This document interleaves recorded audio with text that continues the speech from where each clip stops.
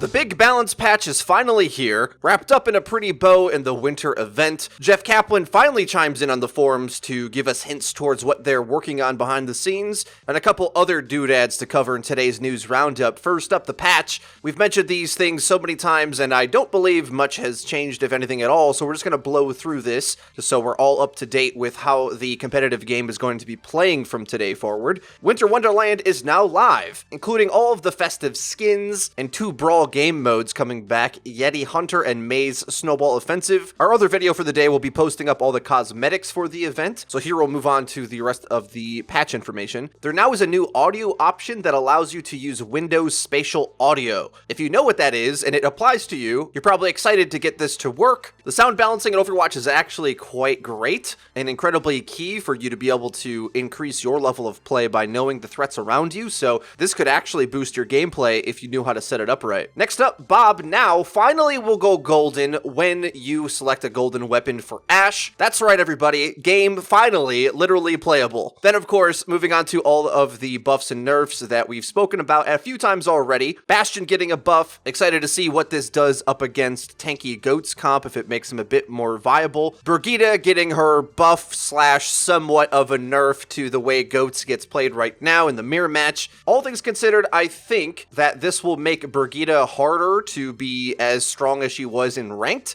even if it doesn't fix her entirely for the pro level of play, which I guess is a step in the right direction, because the solo value flanking Brigitte playstyle is going to be much harder now that her damage burst combo is significantly decreased, and as we've said in the past, this healing change really only applies to when you poke for a long period of time with Brig, and that's just not how she plays anyway, so you won't notice any increase in healing, honestly. Doomfist got some serious nerfs, but there's mixed reviews on how this is going to pan out. If you're really mechanically strong at Doomfist, you can still land all your combos and get kills, even with these things changing. Characters are going to have much more control of their character when you hit them with Seismic Slam and Rising Uppercut, so much so that the windows of time that you have to punish them in those combos are much, much tighter. But I think if you really practice at it, you'll still be able to have some outrageous movement and a high burst potential, so I don't think Doomfist is entirely going away, but he will be a lot harder to play, and of course, the pros already didn't think he was very good, even pro Lucios contest him.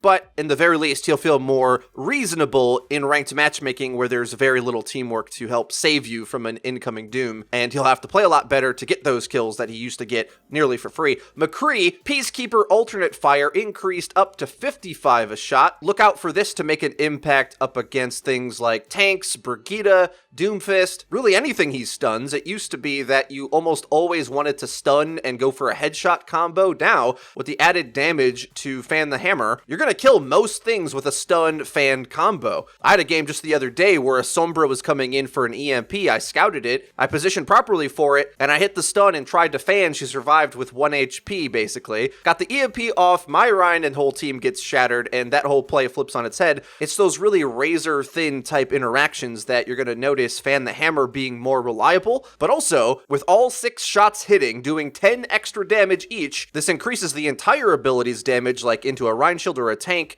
by 60, taking it from the old total of 270 to 330, which also notably is enough to beat the damage threshold of targets that have rally armor on them, which is a really big deal in this meta. Torb's Molten Core damage goes up, but keep in mind, it's only the base damage. So the gap between the extra damage it does to armor isn't overall spiked, it's just the lingering damage after it shreds through armor now gets an extra 30 a second. Because realistically, it really did shred through armor, but it never was very scary after that to finish targets off. Like, yeah, you would burn all the armor off, but they'd have enough time to either get out, or because the DPS dropped so significantly from 190 to 130, it wasn't really enough to like shock them into getting a kill. Now you'll have a bit better of a time, but I still think it's probably a pretty weak ultimate, all things considered. I still play a lot of Torb though. I think it's incredibly fun, but I'm not sure how extra effective he is versus other damage character options. Now, that's everything for the patch notes. The big question on everyone's everybody's mind is, will this finally kill goats? As I said about the Brigitte patch, most pros seem to think this just entrenches goats in a way that's more obnoxious. I was speaking to Dream about this a bit yesterday, and I don't think it was featured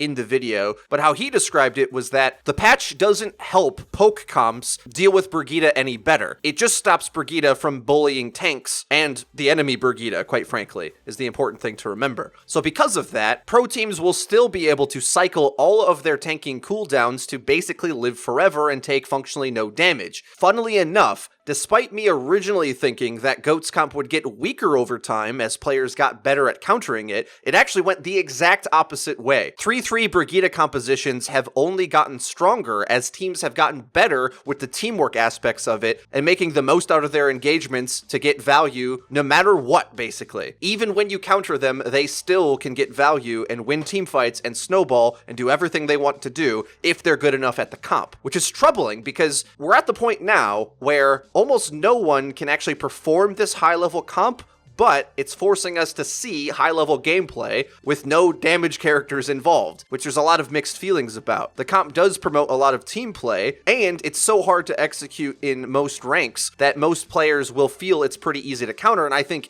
even easier still with Brigitte getting nerfed, but it's going to be a fixture of the highest level of competitive play for quite some time, so I think Blizzard's in quite a tricky spot with it. Pull too hard on any of the strings that keep it together, and all of a sudden those characters start to look really weak in the ranked context, playing with random teammates, but if you leave it alone, we might just have a Goats apocalypse for the Overwatch League Season 2. And I quite liked seeing some of the best players in the world play these really difficult mechanical heroes like Genji and Widowmaker, etc. I want to see some Ashe too, so we'll have to monitor this trend. Let me know if you guys play on the live patch today and this week, how your games are feeling, but that's enough about balance. Now let's move on to the developer post on the forums by Jeff Kaplan, who was responding to a poster saying, "I don't like developer silence." Yeah, none of us do. Jeff Kaplan responds by saying, "Hey, sorry, we don't like being silent. That's not our intention. We've been trying to show up more on various streams, plus we did a bunch of streams at BlizzCon, maybe you missed those." I don't think he's missed those, Jeff. He goes on to say, "We're also in a bit of a heads down mode, trying to get a lot of work done. We also have had a few people traveling over Thanksgiving holiday and took advantage of the slow week to allow devs to work on whatever they wanted. The end result was pretty cool. We explored new game modes, new features, and new engine tech. It was all really rough, but some of the prototypes will actually turn into features someday." He uses the word features twice there, and I want you to keep that in mind as we move on to the next section. I guess mostly we don't have a big newsworthy thing to announce or talk about right now, so we're more focused on getting stuff done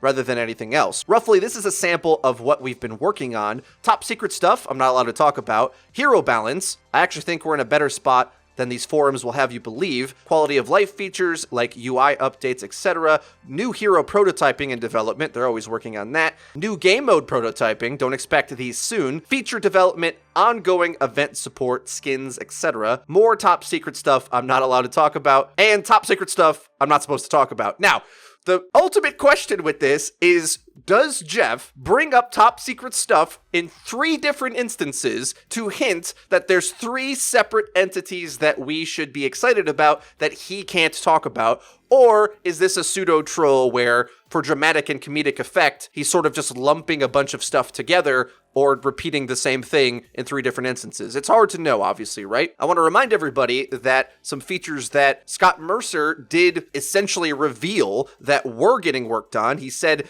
guilds were delayed. That was his quote. Not guilds are never coming, not we don't like guilds. He said guilds were delayed, as if he was speaking offhand, and I assume maybe he wasn't supposed to even say that, or that's not something that Blizzard have committed to.